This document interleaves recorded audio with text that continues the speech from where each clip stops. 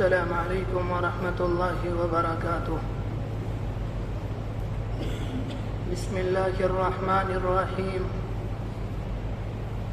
الحمد لله وكفى وسلام على عباده الذين اصطفى. أما بعد، أعوذ بالله من الشيطان الرجيم. بسم الله الرحمن الرحيم. وعد الله الذين آمنوا منكم وعملوا الصالحات ليستخلفنكم في الأرض كما استخلف الذين من قبلهم وليمكنن لكم من بعد خوفهم أمنا يعبدونني لا يشركون بي شيئا ومن يكفر بعد ذلك فأولئك هم الفاسقون. صدق الله العظيم. وقد قال النبي صلى الله عليه وآله وسلم: إنما بعثت معلما. وفي رواية: بعثت لأتمم مكارم الأخلاق، أو كما قال عليه الصلاة والسلام. بہت ہی عزت و احترام کے مستحق میرے بزرگوں، قابل قدر دینی اور ایمانی بھائیوں، اللہ تبارک و تعالی نے اس دنیا کو پیدا کیا، اس دنیا کو بنایا، اور اس دنیا میں انسانوں میں سب سے پہلے حضرت آدم علیہ السلام آئے۔ ان کے بعد اس دنیا کے اندر بہت ساری قومیں آئیں اور بہت ساری نسلیں آئیں۔ دنیا کی وہ قومیں جب کسی پریشانی یا مشکلات میں مبتلا ہوئیں یا انہیں کسی مصیبتوں نے گھیر لیا یا انہیں مصیبتوں اور پریشانیوں نے گھیر لیا، ان قوموں کے اوپر ظالم حکمراں، ظالم بادشاہ مسلط ہوئے۔ انہوں نے ان کے اوپر اپنا قہر ڈھایا، ان قوموں کے لوگوں کو، انسانوں کو، جوانوں کو قتل کیا، ان کی عورتوں کو باندی بنایا اور بچوں کو غلام بنایا۔ تو ان قوموں کے پاس نہ بھاگنے کا راستہ تھا، نہ ٹھہرنے کا راستہ۔ ان قوموں کے دلوں سے سکون رخصت ہو گیا، اطمینان رخصت ہو گیا، اور ان ظالم بادشاہوں کی وجہ سے ان قوموں کے دلوں میں خوف آ گیا، ان کے جسم میں لرزہ طاری ہو گیا۔ ان قوموں کو کھانے کو کھانا نہیں ملا، فاقے کی نوبت آ گئی۔ دن و رات ان قوموں نے پریشانی کا سامنا کیا۔ دن و رات اور ایسے ظالم بادشاہ ان کے اوپر مسلط ہوئے جنہوں نے ان کی زندگی کے سکون کو، عیش و آرام کو ختم کر دیا۔ جب بھی قومیں ایسے حالات میں مبتلا ہوئیں یا قوموں کے سامنے ایسے حالات آئے، جبھی اللہ تبارک و تعالی نے ان قوموں میں اپنے پیغمبر یا انبیاء علیہم السلام کو مبعوث فرمایا۔ انبیاء علیہم السلام اپنی اپنی قوموں میں آئے۔ انہوں نے سب سے پہلے اپنی قوموں کی پریشانی کو دور کیا، اپنی قوموں کو مصیبتوں سے نکالا۔ انبیاء علیہم السلام دنیا کے اندر محض اس لیے نہیں آتے کہ وہ دنیا میں آئیں اور بھلائی کا حکم دیں، دنیا میں آئیں اور برائی سے روکیں، ایک اللہ کی عبادت کی طرف بلائیں اور اسی طرح سے لوگوں کے دلوں کو چمکائیں۔ انبیاء علیہم السلام جہاں دنیا میں آ کر بھلائی کا حکم دیتے ہیں اور برائی سے روکتے ہیں، ایک اللہ کی عبادت کی طرف بلاتے ہیں، اس کے ساتھ ساتھ دنیا والوں کے اوپر یا ان کی قوم کے اوپر جو مشکل حالات آئے ہوئے ہوتے ہیں، انبیاء علیہ السلام ان کو بھی دور کرتے ہیں۔ اسی طرح سے لوگوں کے دلوں سے خوف کو نکالتے ہیں، انہیں اطمینان اور سکون دلاتے ہیں۔ لوگوں کے درمیان جو اختلافات ہوتے ہیں، ان اختلافات کو ختم کراتے ہیں۔ انبیاء علیہم السلام کا آنا دنیا میں صرف آخرت کے لیے نہیں ہوتا، بلکہ وہ لوگوں کی دنیا بنانے کے لیے بھی آتے ہیں۔ اور دنیا کے اندر جو قومیں، جو لوگ انبیاء علیہم السلام کے نقش قدم پر چلتے ہیں، اللہ کے ذریعے یعنی انبیاء علیہم السلام کے نقش قدم پر چلنے کی وجہ سے ان کی دنیا اور آخرت دونوں بن جاتی ہے۔ اور جو دنیا میں انبیاء علیہ السلام کے قدموں پر نہیں چلتے، ان کی باتوں کو نہیں مانتے، اچھائی کو نہیں لیتے، برائی سے باز نہیں آتے، ایک اللہ کی عبادت نہیں کرتے، تو ان لوگوں کی دنیا اور آخرت دونوں کی دونوں تباہ اور برباد ہو جاتی ہے۔ انبیاء علیہم السلام دنیا میں آ کر لوگوں کی دنیا بھی بناتے ہیں اور آخرت بھی بناتے ہیں، تنہا آخرت بنانے کے لیے نہیں آتے۔ مثال کے ذریعے انشاءاللہ بات واضح ہوگی۔ بنی اسرائیل کے اوپر بنی اسرائیل جب فرعون کی ڈالی ہوئی مصیبتوں میں گرفتار ہوئے، فرعون نے انہیں بہت زیادہ پریشان کیا، ان کے اوپر ظلم ڈھایا، یعنی فرعون نے اپنی فوج کو، اپنی پولیس کو اس بات کا حکم دیا کہ بنی اسرائیل کے اندر جو بچہ پیدا ہو اسے اس کے والدین سے لیا جائے، ان کے سامنے ذبح کر دیا جائے اور پھر اس بچے کو ان کے والدین کے حوالے کر دیا جائے۔ اور اسی طرح سے فرعون نے بنی اسرائیل کو ناپاک کاموں پر مامور کیا، جو سب سے زیادہ خراب اور گندے، رذیل اور ذلیل کام ہوتے ہیں، بنی اسرائیل کو فرعون نے ان کاموں پر لگایا۔ بنی اسرائیل کی جو خاتون تھیں انہیں اپنے گھروں کے اندر خادمہ اور نوکرانی بنایا۔ اسی طرح سے بنی اسرائیل کے جو مرد تھے ان سے اپنے جانور پلوائے، ان سے اپنے استنجا خانے وغیرہ صاف کرائے۔ یہ کون ہیں؟ یہ انبیاء علیہم السلام کی قوم ہیں۔ بنی اسرائیل کون ہیں؟ یہ انبیاء علیہم السلام کی اولاد ہیں۔ جب بنی اسرائیل کے اوپر یہ حالات آئے تب اللہ تبارک و تعالی نے موسیٰ علیہ السلام کو بنی اسرائیل کے اندر مبعوث فرمایا۔ موسیٰ علیہ السلام اپنی قوم کے اندر آئے، اپنی قوم کو بھلائی کا حکم دیا اور برائی سے روکا، اور اس بات کی دعوت دی کہ اللہ کے سوا کوئی معبود نہیں، صرف اللہ کی عبادت کی جائے گی۔ قوم بنی اسرائیل نے موسیٰ علیہ السلام کی بات کو ماننا شروع کیا۔ اسی طرح اللہ تبارک و تعالی نے موسیٰ علیہ السلام پر وحی کی کہ تم راتوں رات مصر سے اپنی قوم کو، بنی اسرائیل کو لے کر نکلو۔ موسیٰ علیہ السلام اللہ کے حکم سے بنی اسرائیل کو لے کر نکلے۔ کچھ فاصلے پر آگے جا کر دریا سامنے آ گیا۔ قوم نے وہاں جا کر دیکھا تو سامنے دریا، اور پیچھے مڑ کر دیکھا تو فرعون کا لشکر آ رہا تھا۔ بنی اسرائیل نے موسیٰ علیہ السلام سے کہا، ہمیں یہاں مروا کے یہاں لا کر مروانے کی کیا ضرورت تھی؟ ہمیں تو وہ ویسے ہی مصر کے اندر مار رہا تھا۔ اب اس موقع پر ہم کیا کریں؟ اگر دریا میں چھلانگ لگاتے ہیں تو ڈوب جائیں گے، اور اگر چھلانگ نہیں لگاتے ہیں تو پیچھے سے فرعون کا لشکر آ رہا ہے، وہ ہمیں آ کر قتل کر دے گا۔ اس موقع پر اللہ تبارک و تعالی نے موسیٰ علیہ السلام کا امتحان لیا۔ حالانکہ اللہ تبارک و تعالی کی قدرت اس موقع پر یہ بھی تھی، جب فرعون اپنے لشکر کے ساتھ آ رہا تھا اللہ زمین کو پھاڑتا اور لشکر کو دھسا دیتا، لیکن اللہ نے لشکر کو نہیں دھسایا۔ موسیٰ علیہ السلام کا امتحان مقصود تھا، اس موقع پر میرے موسیٰ کی زبان سے کیا جملہ نکلتا ہے۔ موسیٰ علیہ السلام نے اپنی قوم کی یہ باتیں سن کر فرمایا، کلا، میں تمہیں یہاں مروانے کے لیے نہیں لایا، ان معی ربی سیہدین، میرا اللہ میرے ساتھ ہے، ان قریب وہ میری رہنمائی کرے گا۔ جیسے کہ موسیٰ علیہ السلام کی زبان سے یہ جملہ نکلا، اللہ تبارک و تعالی نے موسیٰ علیہ السلام کو وحی کی، موسیٰ تمہارے ہاتھ میں جو عصا ہے ذرا اس کی ضرب دریا کے اوپر لگاؤ۔ موسیٰ علیہ السلام نے دریا کے اوپر ضرب لگائی، دریا کے اندر راستے بن گئے۔ موسیٰ علیہ السلام اپنی قوم بنی اسرائیل کو لے کر پار ہو گئے، اور جب فرعون اور اس کا پورا لشکر دریا کے درمیان میں آیا، اللہ کے حکم سے دریا کا پانی مل گیا اور فرعون کا سارا لشکر ڈوب گیا اور مر گیا۔ بنی اسرائیل کا اقتدار لوٹ کر دوبارہ آ گیا۔ موسیٰ علیہ السلام نے ان کے اوپر جو دنیاوی پریشانی آئی ہوئی تھی، موسیٰ علیہ السلام کے ذریعے اللہ تبارک و تعالی نے اس پریشانی کو دور کر دیا۔ موسیٰ علیہ السلام کے کچھ زمانے کے بعد بنی اسرائیل پھر ایک آزمائش میں، ایک پریشانی کے اندر مبتلا ہوئے۔ یہ عزیر علیہ السلام کا زمانہ تھا۔ بنی اسرائیل نے تعلیمات انبیاء سے بنی اسرائیل دور ہو گئے، اللہ کے جو احکام تھے انہیں پسے پشت ڈال دیا۔ بنی اسرائیل جھوٹی جھوٹی قسمیں کھانے لگے، لوگوں کو دھوکہ دینے لگے، دن و رات عیاشی کے اندر مبتلا ہو گئے۔ اللہ کے پیغمبر حضرت عزیر علیہ السلام نے انہیں سمجھایا، بہت سمجھایا، اور ان سے کہا اگر تم ان ناپاک حرکتوں سے باز نہیں آؤ گے تو اللہ تمہارے اوپر کسی ظالم کو مسلط کر دے گا۔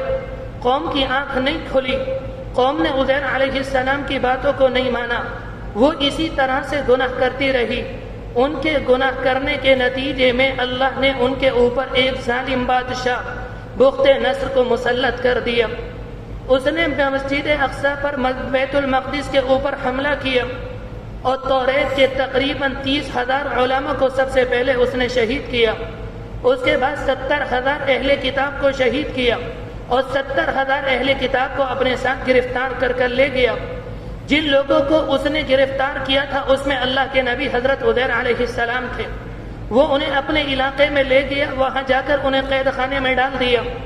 جب قید خانے میں وہ اپنی قوم کے ساتھ بیٹھے ہوئے تھے تو عزیر علیہ السلام نے اس موقع پر اپنی قوم سے کہا میں تمہیں اس دن سے ڈرا رہا تھا، تم نے میری بات نہیں مانی۔ اگر تم نے میری بات مان لی ہوتی اور تم نے توبہ کر لی ہوتی تو تمہارے اوپر یہ حالات نہ آتے۔ قوم کو اس وقت ندامت ہوئی اور اپنی غلطی کا احساس ہوا۔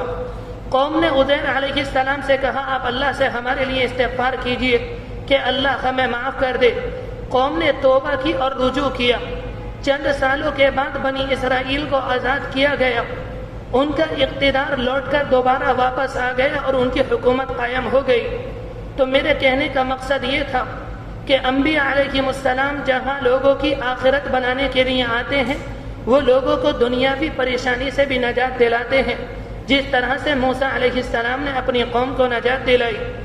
میرے بھائیوں، اگر ہم اور آپ قرآن مجید پر عمل نہیں کریں گے، اگر ہم اور آپ نماز پابندی سے نہیں پڑھیں گے، اگر ہم اور آپ زکوٰۃ نہیں دیں گے، اگر ہم اور آپ حرام سے باز نہیں آئیں گے تو اللہ ہمارے اوپر بھی کسی ایک کو مسلط کرے گا جو ہمارے ایک نہیں لاکھوں کو شہید کرے گا اور ہمارے گھروں کو ڈھا دیا جائے گا۔ اس کے بعد جا کر ہم توبہ کریں گے تو اللہ کی مدد آئے گی۔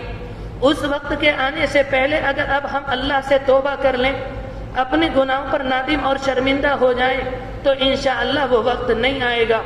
اور اگر ہم نے توبہ نہیں کی تو اللہ نے بنی اسرائیل کو نہیں چھوڑا۔ یہ بنی اسرائیل کون تھے؟ یہ معمولی قوم نہیں، ان کے اندر تقریباً 4,000 اللہ کے پیغمبر آئے۔ قرآن مجید میں ایک موقع پر کہا وَفَضَّلْنَاهُمْ عَلَى الْعَالَمِينَ، ساری دنیا پر ہم نے انہیں فضیلت دی، ہم نے ان کے لیے من و سلوہ آسمان سے اتارا، ہم نے بنی اسرائیل کے لیے سمندر میں راستے بنائے، ہم نے ان کے لیے پتھر سے 12 چشمے جاری کر دیے۔ لیکن جب انہوں نے اس کے بعد بدعملی کی اور اللہ کی عبادت نہیں کی اور انہوں نے اللہ کے پیغمبر کی بات کو نہیں مانا تو اللہ نے ان کے اوپر بھی ظالموں کو مسلط کیا۔ ہمارے اوپر تو ایک نبی آئے لیکن ان کے اندر تو 4,000 پیغمبر آئے، اللہ نے ان کی اولاد کو بخشا نہیں۔ میرے بھائیوں، ہمیں بھی توبہ کرنے کی ضرورت ہے۔ میں عرض کر رہا تھا بہرحال آخر میں آ کر ملک عرب کی بھی یہی صورتحال بنی کہ اسلام کے آنے سے پہلے، اللہ کے رسول علیہ السلام کے دنیا میں آنے سے پہلے وہ بھی قسم قسم کی مشکلات میں گھرے ہوئے تھے۔ جہالت کا عالم یہ تھا ملک عرب کے اندر، وہ ساری چیزوں کو پہچانتے تھے مگر اللہ کو نہیں پہچانتے تھے۔ وہ ہر چیز کے آگے اپنی پیشانی ٹیکتے تھے مگر اللہ کو سجدہ نہیں کرتے تھے۔ بیت اللہ کے اندر بت رکھے ہوئے تھے، وہ بیت اللہ کا طواف کرتے مگر اللہ کے لیے نہیں، وہ بتوں کے لیے طواف کرتے۔ اور جب مسجد حرام سے اپنے گھر آتے تو گھروں کے اندر ان کے بت رکھے ہوئے تھے، گھروں میں آ کر بتوں کی عبادت کرتے۔ ہر خاندان کا بت الگ تھا۔ اسی طرح سے اگر وہ اپنے گھروں سے کبھی سفر پر جاتے تو ایک بت اپنی جیب میں یا اپنے تھیلے میں رکھ لیتے اور ان کا خیال یہ ہوتا اگر راستے میں ہمیں کوئی معبود یا کوئی بت نہیں ملے گا، ہم اپنی جیب سے، ہم اپنے تھیلے سے اس بت کو نکالیں گے اور اس کی عبادت کریں گے۔ اگر انہیں راستے میں کوئی خوشنما خوبصورت پتھر نظر آتا تو جیب والے بت کو تو نکال کر پھینک دیتے، اس والے بت کو اپنے جیب میں، اپنے تھیلے میں رکھ لیتے اور اس کی عبادت کرنی شروع کر دیتے۔ اتنے لوگ نہیں تھے جتنے ان کے خدا تھے، یہ ان کی جہالت تھی۔ اور بد اخلاقی کا عالم یہ تھا، زناکاری عام بات تھی، لوٹ مار عام بات تھی، دن اور رات کا مشغلہ تھا۔ انہوں نے مختلف قسم کے نکاح تجویز کر رکھے تھے۔ ان کے ہاں ایک نکاح یہ بھی تھا، وہ جس لڑکی سے چاہتے 24 گھنٹے کے لیے نکاح کر لیتے، وہ جس لڑکی سے چاہتے ایک رات کے لیے نکاح کر لیتے، وہ جس لڑکی سے چاہتے 3 مہینے کے لیے نکاح کر لیتے، وہ جس لڑکی سے چاہتے 3-4 سال کے لیے نکاح کر لیتے، وہ جس سے چاہتے ہمیشہ کے لیے نکاح کر لیتے۔ اس کے علاوہ ان کے ہاں ایک قانون یہ بھی تھا، اگر کسی عورت کا خاوند کالا یا بدصورت ہوتا تو قانوناً اس عورت کو اس بات کی اجازت ہوتی، اگر اسے کوئی سامنے خوبصورت حسین و جمیل مرد نظر آئے، وہ اس مرد کے پاس جائے، اس سے ملاقات کرے، اور ملاقات کے نتیجے میں جو اولاد پیدا ہوتی وہ حسین و جمیل آدمی کی نہیں بلکہ اس بدصورت آدمی کی ہوتی، اور اسے اس بچے کو قبول کرنا پڑتا۔ یہ ان کے ہاں بد اخلاقی کا یہ عالم تھا۔ اس طرح سے معمولی جہتوں پر جھگڑے ہوتے، اگر 2 خاندانوں کے اندر جھگڑے ہو جاتے تو برسوں جھگڑے جاری رہتے، اور مرنے والا یہ وصیت کر کے جاتا، بیٹا جنگ مت کرنا، کہیں ایسا نہ ہو خاندان کی ناک کٹ جائے۔ جھگڑا کس بنیاد پر ہوتا؟ 2 خاندان کے الگ الگ انسان 2 گھوڑوں پر سوار ہیں، ایک گھوڑے پر، ایک دوسرے گھوڑے پر، دونوں آرام سے باتیں کرتے ہوئے آ رہے ہیں۔ گھوڑے نے اپنی دم ہلائی، دم ہلانے کے نتیجے میں گھوڑے کی دم دوسرے سوار کے منہ پر لگی، اس نے اتر کر اس پر حملہ کیا کہ تمہارے گھوڑے کی اتنی جرأت کیسے کہ اس نے ہمارے دم ماری۔ اس بات پر جھگڑا ہوتا اور 40 سال جنگیں چلتی رہتی اور ہزاروں انسان ان جنگوں میں ختم ہو جاتے۔ ان کے اندر دل کی سختی، قساوت قلبی کا یہ حال تھا، اگر ان کے ہاں کسی بچی کی پیدائش ہوتی، باپ اسے اپنے ہاتھ سے جنگل میں لے کر جاتا اور اسے زمین کے اوپر لیٹاتا، لڑکی کے برابر میں گڑھا کھود کر زندہ اسے درگور کر کے آ جاتا۔ اسی طرح سے اگر کسی کے ہاں 4 لڑکے ہوتے اور اس کے ہاں باپ کے ہاں رزق کی تنگی ہوتی، وہ یہ سمجھتا کہ میں 2 بچوں کا تو پیٹ پال سکتا ہوں اور 2 بچوں کا میں پیٹ نہیں پال سکتا، تو وہ اس بنیاد پر 2 بچوں کو ذبح کر دیتا اور 2 بچوں کو زندہ رکھتا۔ میرے بھائیوں، اس زمانے میں بھی اپنے بچوں کو، اپنی اولادوں کو ذبح کیا جاتا ہے، قتل کیا جاتا ہے، قتل کا طریقہ بدل گیا۔ قرآن مجید کے اندر کہا وَلَا تَقْتُلُوا أَوْلَادَكُمْ خَشْيَةَ إِمْلَاقٍ، تم اپنی اولاد کو، تم اپنے بچوں کو، تم اپنے لڑکے کو، تم اپنی لڑکی کو فاقے کے ڈر سے، کم خرچی کی وجہ سے قتل نہ کرو۔ اس کے بعد فرمایا نحن نرزقکم وإیاکم، جس طرح سے ہم تمہیں روٹی دیتے ہیں اس طرح سے تمہارے بچوں کے پیٹ پالنے کی ذمہ داری ہماری ہے۔ لیکن اس قوم کا حال یہ تھا جو ابھی میں نے آپ کے سامنے بات رکھی، ان کی سختی کا یہ حال تھا۔ دنیا کے اندر جتنی قومیں تھیں، کوئی اہل عرب کو عزت کی نگاہ سے نہیں دیکھتا، سارے لوگ انہیں ذلت کی نگاہ سے دیکھتے۔ لوگ انہیں اہل عرب نہیں کہتے تھے، لوگ انہیں اہل حرم نہیں کہتے تھے، کوئی انہیں اونٹوں کا چرانے والا کہتا، کوئی کہتا یہ تو وہ ہے جو گھوڑوں کے اوپر زندگی بسر کرتے ہیں۔ یہ کس لیے کہا جاتا تھا؟ ان کے اخلاق خراب تھے، ان کے اعمال خراب تھے۔ جب قوم ایسے حالات میں گرفتار ہوئی، جب قوم ان مصیبتوں کے اندر گرفتار ہوئی، اللہ تبارک و تعالی نے نبی اکرم علیہ السلام کو ان کے درمیان مبعوث فرمایا۔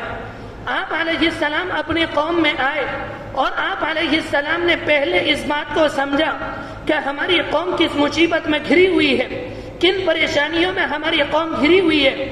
آپ علیہ السلام آئے اور آپ نے قوم سے آ کر کہا انما بعثت معلما، مجھے معلم بنا کر بھیجا گیا ہے، میں تمہیں علم دوں گا، میں تمہیں تعلیم دوں گا، میں تمہاری جہالت کو دور کروں گا۔ اس کے بعد ایک حدیث شریف کے اندر آتا ہے، آپ نے فرمایا بعثت لأتمم مکارم الاخلاق، مجھے اس لیے اللہ تبارک و تعالی نے بھیجا ہے تاکہ میں تمہارے سامنے شاندار اخلاق کا نمونہ پیش کروں۔ میں تمہارے اخلاق ایسے بناؤں گا جیسے میرے اخلاق ہے، میں چاہتا ہوں تمہارا کردار ایسا ہو جیسا میرا کردار ہے، تمہاری پاک دامنی ایسی ہو جیسی میری پاک دامنی ہے۔ اللہ کے رسول علیہ السلام نے سمجھ لیا اور انہی 2 باتوں کے اندر قوم کا علاج پوشیدہ تھا۔ اللہ کے رسول علیہ السلام نے سمجھ لیا کہ قوم کی پریشانی کا سبب 2 باتیں بنی ہوئی ہیں، ایک قوم کی جہالت اور ایک قوم کی بد اخلاقی۔ میرے بھائیوں، اگر کسی قوم کے اندر سے علم اٹھ جائے اور جہالت اس قوم کے اندر آ جائے، یا قوم کے اندر سے اچھے اخلاق نکل جائیں اور بد اخلاقی قوم کے اندر آ جائے، وہ قوم دنیا میں ترقی نہیں کرتی، وہ تنزلی کا شکار ہو جاتی ہے۔ عرب کے اندر جہالت تھی، اس وجہ سے وہ تنزلی کا شکار ہوئے۔ پھر ان کے اندر علم آیا، ان کی جہالت دور ہوئی، اسی طرح سے ان کے اخلاق اچھے ہوئے، تو پھر وہ تنزلی کا شکار نہیں، انہوں نے ترقی کی۔ اللہ کے رسول علیہ السلام کو 40 سال کی عمر میں نبی بنایا گیا۔ جب نبوت ملنے سے چند مہینے پہلے اللہ کے رسول علیہ السلام نے لوگوں سے ملنا بند کر دیا۔ آپ کو تنہائی پسند تھی، آپ غار حرا کے اندر جاتے اور کئی دن تک عبادت میں مشغول رہتے۔ آپ غار حرا میں تو جبرائیل امین آئے اور آ کر اللہ کے رسول علیہ السلام سے فرمایا، اقرأ بسم ربک الذی خلق، اپنے رب کے نام سے پڑھیے۔ اللہ کے رسول علیہ السلام نے فرمایا، ما انا بقارئ، میں پڑھا لکھا نہیں ہوں۔ جبرائیل امین نے اللہ کے رسول کو قریب کیا اور اللہ کے رسول کے سینے کو اپنے سینے سے ملایا اور بہت زور سے دبایا۔ آپ نے فرمایا، حتی بلغ منی الجہد، مجھے بہت زیادہ تکلیف ہوئی، مجھے ایسا لگا کہیں میری پسلی اور ہڈی نہ ٹوٹ جائے۔ انہوں نے مجھے چھوڑا، اس کے بعد پھر کہا، اقرأ بسم ربک الذی خلق۔ اللہ کے رسول علیہ السلام نے یہی جواب دیا۔ جبرائیل امین نے دوبارہ دبایا اور اللہ کے رسول کو بہت زیادہ تکلیف ہوئی۔ اللہ کے رسول سے پھر کہا، پڑھیے، اقرأ بسم ربک الذی خلق۔ آپ نے فرمایا، ما انا بقارئ۔ جبرائیل امین نے دبایا اور جیسے اللہ کے رسول کو چھوڑا، اللہ کے رسول علیہ السلام کی زبان سے یہ الفاظ جاری ہو گئے۔ میرے بھائیوں، میرے کہنے کا مقصد یہ ہے، قرآن مجید نے جو سب سے پہلے جس بات کا حکم دیا، وہ نماز کا حکم نہیں دیا، وہ روزے اور زکوٰۃ کا حکم نہیں دیا، وہ حلال اور حرام کا حکم نہیں دیا۔ قرآن نے سب سے پہلے پڑھنے اور لکھنے کا حکم دیا۔ اس جگہ کون سا علم مراد ہے؟ کون سا علم ہمیں پڑھنا چاہیے اور کیا پڑھنا چاہیے؟ ایک علم وہ ہوتا ہے جو علوم طبعی کہلاتا ہے، جو انسان کی فطرت کے اندر داخل ہوتا ہے۔ جیسے دنیا میں ایک انسان روٹی بناتا ہے، کھانا بناتا ہے، کرسی بناتا ہے، مکان بناتا ہے۔ میرے بھائیوں، یہ وہ علم نہیں۔ انبیاء علیہ السلام یہ علم سکھانے کے لیے دنیا میں نہیں آئے۔ یہ علم انسان کے پاس نہیں، یہ علم تو حیوانوں کے پاس بھی ہے، یہ علم جانوروں کے پاس ہے، پرندوں کے پاس ہے۔ ایک پرندہ، ایک چھوٹا سا پرندہ شاندار گھونسلہ بناتا ہے، ہر پرندہ اپنی غذا کو پہچانتا ہے۔ چڑیا کو معلوم ہے میری غذا کیا ہے، شیر کو معلوم ہے میری غذا کیا ہے، بھینس کو معلوم ہے میری غذا کیا ہے، انسان کو بھی معلوم ہے۔ یہ وہ علم نہیں جس کی وجہ سے انسان کو اشرف المخلوقات بنایا گیا۔ میرے بھائیوں، اگر کوئی انسان یہ کہے میں اشرف المخلوقات اس لیے ہوں، میں اللہ کا نائب اس لیے ہوں کہ میں مکان بنانا جانتا ہوں، میں کھانا کھانا جانتا ہوں، کھانا جانور بھی کھاتے ہیں، مکان پرندے بھی بناتے ہیں، اگر یہی بات ہے تو انسان میں اور جانور میں کوئی فرق نہیں۔ میرے بھائیوں، انبیاء علیہ السلام اس دنیا میں کس لیے آئے؟ جتنے انبیاء علیہ السلام اس دنیا میں آئے، کسی نے مکان بنانے کا طریقہ نہیں بتایا، کسی نے کرسی بنانے کا طریقہ نہیں بتایا۔ انبیاء علیہ السلام دنیا میں آئے، انہوں نے انسانوں کی روح کو مضبوط کیا، انہوں نے انسانوں کو سیدھا راستہ دکھایا، انہوں نے انسانوں کو بھلائی کا راستہ دکھایا، انہوں نے بچھڑے ہوئے لوگوں کو اللہ کا راستہ دکھایا۔ وہ اللہ کی طرف سے ایسا علم لے کر آتے ہیں جس کی وجہ سے انسانوں کے دلوں میں نورانیت پیدا ہوتی ہے، اور اس علم کی وجہ سے انسانوں کے چہروں پر نورانیت ظاہر ہوتی ہے، اور اس علم کی وجہ سے انسان اللہ کو پہچانتا ہے، اس علم کی وجہ سے انسان اللہ کے قانون کو پہچانتا ہے، انسان اللہ کی شریعت کو پہچانتا ہے، اور اس علم کی وجہ سے انسان اللہ کے رسولوں کو پہچانتا ہے۔ میرے بھائیوں، یہ وہ علم ہوتا ہے جو جانوروں کے پاس نہیں ہوتا، یہ وہ علم ہوتا ہے جو درندوں کے پاس نہیں ہوتا۔ اس علم کی وجہ سے اللہ نے انسان کو اشرف المخلوقات بنایا، اور اس علم کی وجہ سے اللہ نے انسانوں کو اپنا نائب اور اپنا خلیفہ بنایا۔ میرے بھائیوں، میں عرض کر رہا تھا کہ اللہ کے رسول علیہ السلام جزیرۃ العرب میں آئے، ان کا حال ابھی میں نے آپ کے سامنے بیان کیا۔ اللہ کے رسول نے اپنی قوم کو آ کر دعوت دی، قوم نے آپ کی بات پر، آپ کی دعوت پر لبیک کہا۔ اللہ کے رسول نے قوم کو تعلیم دی، قوم نے عمل کرنا شروع کیا، اور قرآن مجید نور بن کر صحابہ اکرام کے دلوں میں اتر گیا۔ اور قرآن مجید نے ان کے اخلاق کو بلند کیا، اور قرآن مجید کے عمل کے نتیجے میں دنیا کے اندر وہ انقلاب آیا کہ 50 سال کی قلیل مدت میں آدھی دنیا پر اسلام کی حکومت قائم ہو گئی۔ یہ کس وجہ سے ہوئی؟ یہ قرآن مجید پر عمل کرنے کی وجہ سے ہوئی، یہ اللہ کے رسول کی صحبت کی وجہ سے ہوئی۔ اللہ کے رسول نے صحابہ اکرام میں محنت کی، وہ صحابہ جو ایک ایک دانے پر لڑتے تھے، جو ایک ایک پیسے کے اوپر جان دیتے تھے، آج ان کا حال یہ ہے دنیا کے خزانے ان کے قدموں میں آتے ہیں، وہ دنیا کے خزانوں کو اپنے قدموں سے رون دیتے ہیں اور انہیں اپنے پاس نہیں رکھتے بلکہ غریب صحابہ میں تقسیم کر دیتے ہیں۔ حدیث شریف کے اندر آتا ہے اللہ کے رسول کے ایک صحابی حضرت جابر ابن عبداللہ رضی اللہ عنہ ہیں، یہ بہت مالدار صحابہ ایک مرتبہ اپنے گھر میں آئے، طبیعت پریشان اور اداس۔ بیوی نے معلوم کیا کیا حال ہے، کہنے لگے بہت زیادہ پریشان ہوں۔ معلوم کیا کسی نے گالی دے دی، کسی نے برا بھلا کہہ دیا، کہنے لگے کسی نے گالی نہیں دی، اس وجہ سے پریشان ہوں کہ خزانے کے اندر پیسہ زیادہ جمع ہو گیا ہے، یہ میری طبیعت کے اوپر بوجھ ہے۔ ان کی بیوی کہتی ہے ان میں پریشان ہونے کی کیا ضرورت ہے، اسے غربا صحابہ میں تقسیم کر دو۔ اسی وقت بیوی کے پاس سے اٹھے اور خزانچی کو بلایا اور کہا میرے خزانے کے اندر جتنا سونا ہے، جتنے درہم و دینار ہیں، انہیں مدینے کے غریبوں اور یتیموں میں تقسیم کر دو۔ رات بھر ان کا خزانہ تقسیم ہوا، صبح میں حساب لگایا گیا تو 6 لاکھ درہم اور دینار خرچ ہو چکے تھے۔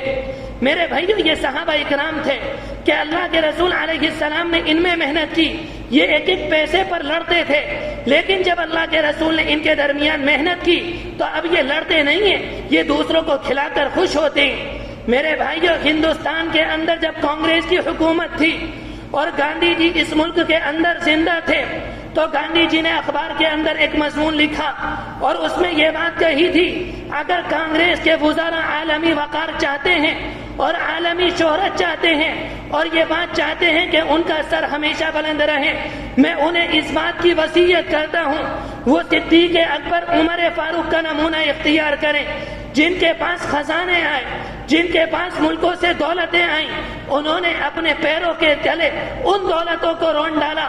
گاندھی جی نے اس کے بعد لکھا جب ان کے پاس اتنے بہت سے پیسے آئے، نہ ان کا پیوند لگا ہوا کرتا چھوٹا، نہ ان کی جو کی روٹی چھوٹی، نہ ان کا زیتون کا تیل چھوٹا۔ اس کے بعد وہ اپنے وزراء سے کہتے ہیں اگر تم عالمی شہرت چاہتے ہو، عالمی وقار چاہتے ہو تو میں صدیق اکبر کی پیروی کرنی پڑے گی۔ میرے بھائیو، افسوس اس بات پر ہوتا ہے آج ہم اللہ کے رسول کے طریقے کو اختیار نہیں کرتے، آج ہم صدیق اکبر کے نمونے کو اختیار نہیں کرتے۔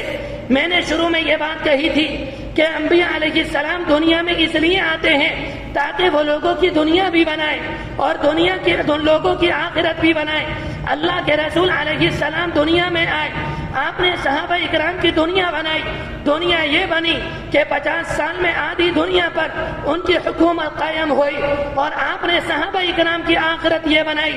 آپ نے فرمایا تھا اصحابی کالنجوم بأیہم اقتدیتم اقتدیتم، میرے صحابہ ستاروں کی روشنی کی مانند ہے، جس کی پیروی کرو گے ہدایت پا جاؤ گے، جس کے دامن کو پکڑو گے ہدایت پا جاؤ گے۔ آپ نے فرمایا تھا علیکم بسنتی وسنت خلفاء الراشدین، جس طرح سے تمہارے اوپر میری سنت لازم اور واجب ہے، اس طرح سے میرے خلفاء راشدین کی سنت اور ان کا طریقہ تمہارے اوپر لازم اور واجب ہے۔ آپ نے صحابہ کی کرام کی جنت یہ بنائی۔ آپ نے فرمایا تھا ابو بکر فی الجنہ، آپ نے فرمایا تھا عمر فی الجنہ، آپ نے فرمایا تھا عثمان فی الجنہ، آپ نے فرمایا تھا علی فی الجنہ۔ کتنے صحابہ اکرام کو اللہ کے رسول نے دنیا کے اندر جنت کی بشارت دی۔ اللہ کے رسول علیہ السلام آئے، آپ نے لوگوں کی دنیا بنائی، آپ نے لوگوں کی آخرت بنائی۔